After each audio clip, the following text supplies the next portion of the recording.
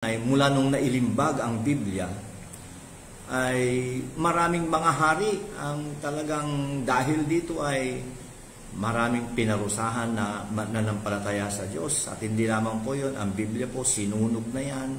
Lahat ginawa na para ito ay mawala at mabura sa mundong ito.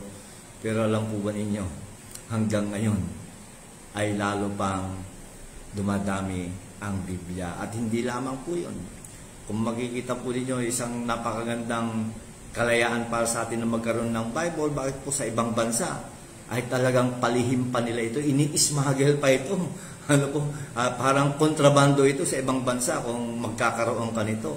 At malaki ang parusa na makakamtan mo. Pero kahit ganun, ay marami pa rin ang talagang nagdadala ng mga Biblia sa mga lugar na kung saan ay pinagbabawal na ito. At hindi lamang yon, alam po ninyo, hanggang ngayon, mula nung nailimbag ang aklat na ito, ang Bibliang ito, hanggang ngayon, kung titignan mo, ang pinakamaraming nalimbag na aklat sa kasaysayan ng mundo hanggang sa ngayon ay walang iba kundi ang Biblia. Kahit po tignan ninyo sa Guinness Book of World Records, ay wala hong tatalo sa record ng Biblia. Tanong ay, ano ba meron dito? At gustong sunugin, gustong mawala, gustong ibaon. Ano po, sapagkat nakasulat po dito yung pag-ibig ng Diyos. Nakasulat sa aklat na ito yung layunin ng Diyos na iligtas ang sangkatauhan at ibalik ng Diyos ang kanyang mga anak sa kanyang tahanan, sa kanyang sambahayan.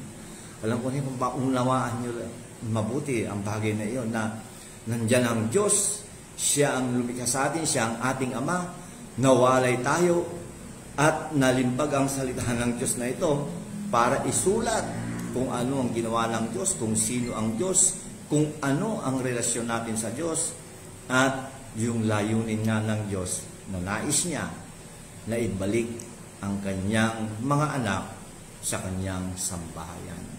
Praise God, hindi po ba isang bagay na dapat nating ipagpasalamat sa Panginoon. Kaya wag po nating kakaligtaan ang magbasa, makinig ng salita ng Diyos. At ang sabi po niya rito, sulat ito sa Ephesians chapter 1 na binabasa po natin. Sabi nila, isulat ito ni Apostol Pablo sa mga taga-Efeso.